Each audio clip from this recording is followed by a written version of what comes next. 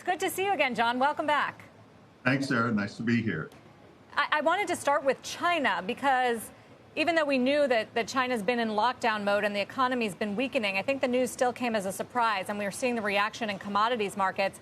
And investors who typically cheer rate cuts and stimulus from central banks actually sold off on that news because it was a sign of trouble. So what's happening with the Chinese economy?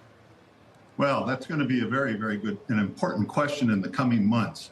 But it seems clear that, first of all, the zero COVID policy, which has produced lockdowns and added to uncertainty about the outlook, have had a near-term impact.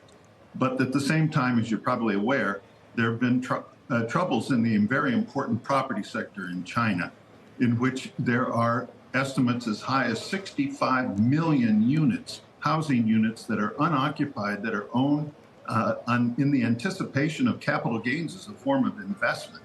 And these typically, the builders that build these kind of investment properties are very highly leveraged. And we've seen problems in many developers as demand has softened and housing prices have weakened.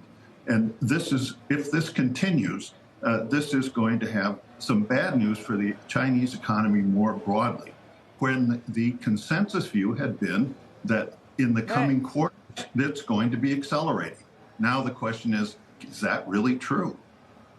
Is it is there a recession in China? What does that even look like? Well, it's clear that the government has in its hands a lot of policy tools that they can start using. The rate cut is a sign, today's unexpected rate cut is a sign that the authorities on the one hand are cognizant of what's going on, are concerned, and want to show that they're willing to act. But the financial side, certainly the central bank will support Chinese banks that are, if they run into trouble. However, if the trouble is broader, in the property sector, for example, in non-bank financial institutions, and in local governments whose finances depend on land development and the income they derive from that, this is going to be broader and more difficult for the policymakers to counteract. What is potentially at stake, I don't think a recession, I don't think a big downturn, but it is entirely possible to think that the next few years, the Chinese economy is going to need to be delevering and is going to grow quite slowly for an extended period of time, which is not what most people expect.